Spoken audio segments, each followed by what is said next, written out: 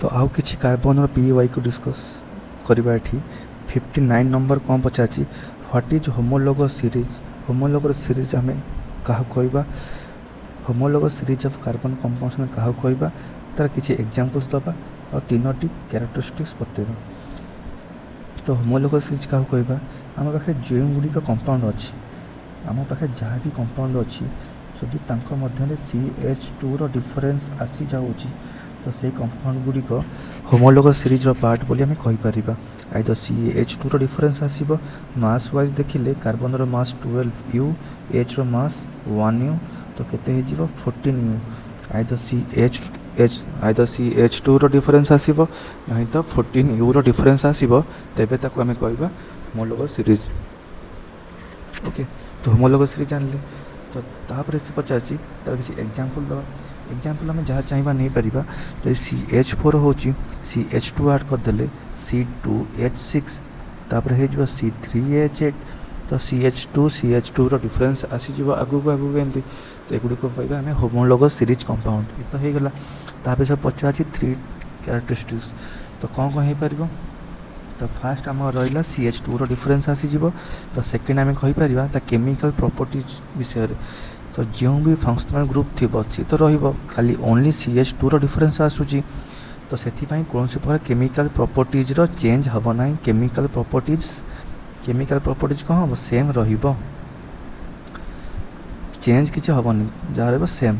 तो third point कौन कहवा फिजिकल प्रॉपर्टीज विषय। फिजिकल प्रॉपर्टीज कौन हम चेंज हम एटा कहीं चेंज हम जिते आम तलू तल जा तो कौन हम ना तार मॉलिक्यूलर मास चेंज हम जार मास चेंज हम तार तो फिजिकल प्रॉपर्टीज चेंज हम। तो ये आम कौन जानले केमिकल प्रॉपर्टीज सेम रहिबो फिजिकल प्रॉपर्टीज चेंज हम। तो ये गला जे नेक्स्ट क्वेश्चन है 60 नंबर क्वेश्चन। 60 से कौन पचार why are the most carbon compounds poor conductors of electricity. तो इलेक्ट्रिसिटी किए कंडक्ट कर आम जाना दरकार जदि गोटे आटम पाखे और मॉलिक्यूल भितर थी आटम पाखे जदि किसी फ्री इलेक्ट्रॉन रोचे तो यही जिनसटी क्यारी कर आमर इलेक्ट्रिसिटी कौन फ्री इलेक्ट्रॉन आउ कौन हो पार जदि से आयन्स की फॉर्म अच्छी जदि से आयन्स फॉर्म अच्छी कि चार्ज थी प्लस कि माइनस तो चार्ज थी माने से क्यारी कर आमर फ्री इलेक्ट्रॉन सॉरी चार्ज थी माने से इलेक्ट्रिसिटी क्यारी कर। तो दुईटी पॉइंट हो पार आइदर ता पाखे फ्री इलेक्ट्रॉन थी दरकार ना तो से आयन्स के फॉर्म में थी दरकार आयन्स फॉर्म में थिले तो से क्यारी कर। तो आम कार्बन कैसे देखा तो कार्बन कौन हो साइजटा तार स्मॉल थाए और कार्बन कार्बन बॉन्ड टी बहुत स्ट्रेंथ थाए। ये प्रॉपर्टीज को आम कही कौन कैटिनेशन।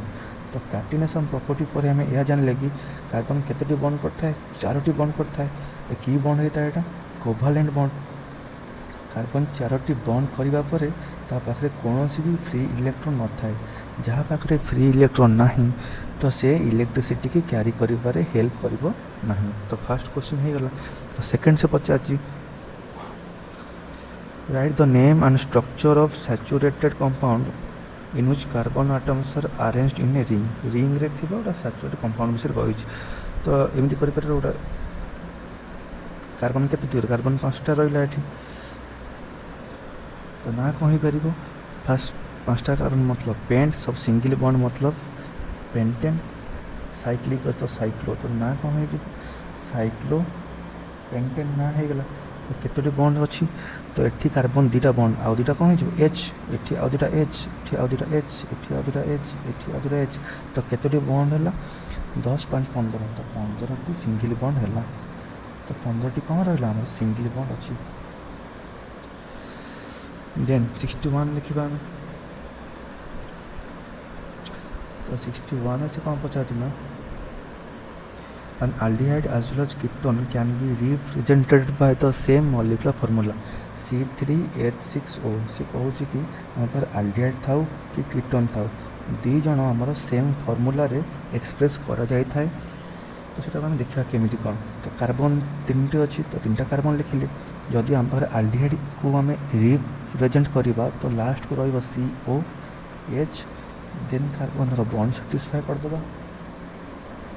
कलापर यहाँ हमारा आल्डिहाइड कीटोन केन करवा 3टी कार्बन अच्छी कीटोन माने जो CO रहिबो ग्रुप ता दी साइड रे कार्बन रहिबो तो तापर आम H साटिस्फाई करदे देन ताको काउंट करवा कार्बन 3टी रहा H रहा 6टी एंड ऑक्सीजन कार्बन 3टी H 6टी ऑक्सीजन तो दुई जन फॉर्मूला सेम रहा तो आल्डिहाइड हो कि कीटोन हो जदि सेम नंबर ऑफ कार्बन अच्छी तेबे ताहार फॉर्मूला सेम रहिबो तो तार स्ट्रक्चर को दिले तार नेम देखिए तो नेम कौन आसूची तो 3टी कार्बन अच्छी तो कौन हम मीथ इथ प्रोप तो है प्रोप प्लस आल्डिहाइड तो आल्डिहाइड पूर्व जो कार्बन अच्छी भितर सिंगल बॉन्ड अच्छी प्रोपेन प्लस आल्डिहाइड एल तो कौन ना हो आमर तो ना हो प्रोपानल तो ये आम देखिए कौन हो 3टी कार्बन तो है pro plus N plus ketone 1 दुईटी भावल पाखापाखि रहिले पूर्व भावलटी कैंसिल हो तो नाम कौन हो प्रोपानन प्रोपानन एठी है प्रोपानाल एठी है प्रोपानन तो दुई जन नेमिंग भी होगला आमर तो से पचार भितर रिलेशनशिप कौन अच्छे आम यह जानूँ कि जदि मॉलिक्यूलर फॉर्मूला आमर सेम रोचे और डिफरेंट कौन हो जाऊँ स्ट्रक्चरल फॉर्मूला डिफरेंट हो जाऊँ तो ताकू आम कहवा आइसोमर तो कौ टाइप आइसोमर कहवा स्ट्रक्चरल आइसोमर कहीपर हैविंग डिफरेंट फंक्शनल ग्रुप और फंक्शनल आइसोमर भी कहीपर डिफरेंट फंक्शनल ग्रुप अच्छे तुम ताकू कहीपर आइसोमर बोली तो है देन लास्ट इज 62 भी से भाई आइसोमर को नहीं एक क्वेश्चन अच्छी what is meant by isomers draw the structure of 2 isomers of butane okay तो यहाँ बुझा कि आइसोमर क्या कहवा मैं एवं ही डिस्कस करते मॉलिक्यूलर फॉर्मूला रहिबो सेम बट स्ट्रक्चर हम आम डिफरेंट जदि होची तेबे ताकू आम कहवा आइसोमर तो ब्यूटेन आइसोमर कौन हो पार तो आगे लिखा ब्यूटेन ब्यूटेन मतलब कौन ब्यूट प्लस एन तो ब्यूट मतलब कौन कार्बन के 4टी आउ सब कौन रिंगल बॉन्ड मध्यम जॉइंट हम 1 2 3 4 तो सिंगल बॉन्ड हो गला देन बॉन्ड को सैटिस्फाई करवा बॉन्ड को सैटिस्फाई भी करदे आम यहाँ है ब्यूटेन गोटे टाइप ड्र करदे आउ कौन हो पार 3टी कार्बन रख आ गोटे मझे रख चेन सिस्टम रे कर सब रहा सिंगल बॉन्ड तापर आम एच को जॉइंट करवा एच को जॉइंट कला परे ओके तो ये दुईटी कौन हो गला दुईटी आइसोमर ओनली तार स्ट्रक्चर डिफरेंट अच्छी तो ताको आम कहले आइसोमर है तो तापर से पचार explain why we can not have isomers of first 3 members of alkane तो फर्स्ट 3 मेंबर किए तो फर्स्ट ला CH4 सेकेंड ला C2H6 ethane third is C3H8 propane तो आम देख जदि CH4 गोटाए अच्छी तो कार्बन गोटाए अच्छी तो डिफरेंट स्ट्रक्चर तो किसी फॉर्मेशन आम करें ना से ही रही कार्बन 2टा ही अच्छी तो कार्बन 2टा रहा एपटू काउंट कले जहाँ 1 2 एपटू काउंट कले भी 1 2 तो किसी डिफरेंट नुआ किसी आसबन कार्बन 3टी जदि रहा तो ये 1 2 3 1 2 3 तो किसी नुआ स्ट्रक्चर हो पारनी जदि यही कार्बन को आम एपटे रखा तो से सेम स्ट्रक्चर हम ना 4टी कार्बन जिते बड़े आसीज